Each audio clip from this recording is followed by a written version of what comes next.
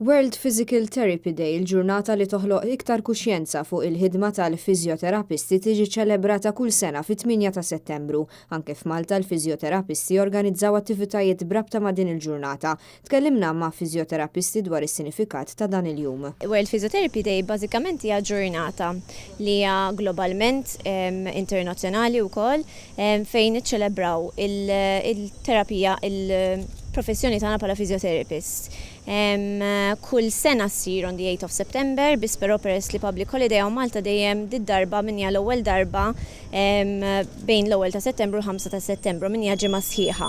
U bażikament inti tista' tagħżel any activity li trid, aħna għażilna li nagħmlu klassijiet, diskussjonijiet varjati fuq topics differenti li jolqtu ħafna min-nies fuq l-artrita, fuq il-fibromyalgia. World Physiotherapy Day aħna qed nippruvaw noħolqu kemm jista' jkun awareness fuq il-physiotherapy. Se qed nirrappreżenta lill-isptar Karin Grek. Again, aħna xogħolna huwa li nippruvaw nipprogressaw u nimpruvjaw il-kwalità tal-ħajja tagħhom dawn in-nies.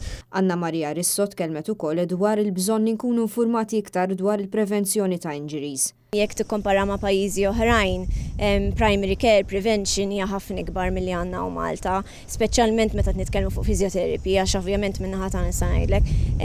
Imma għandha rwol kbir fejn tikber għax lil hemmhekk sejrin. Ovvjament il-popolazzjoni tagħna tikber u kemm jista' jkun aħna qed nippruvaw li l-ħajja tal-aging population tagħna tkun iktar aħjar. Il-ħamis filgħodu l-President ta' Malta Mary Louise Colejro Preca żaret il-pazjenti fid-Dipartiment tal-Fiżjoterapija fl-Isptar San Luqa kif ukoll l-Isptar ta' Riabilitazzjoni Karin Grek.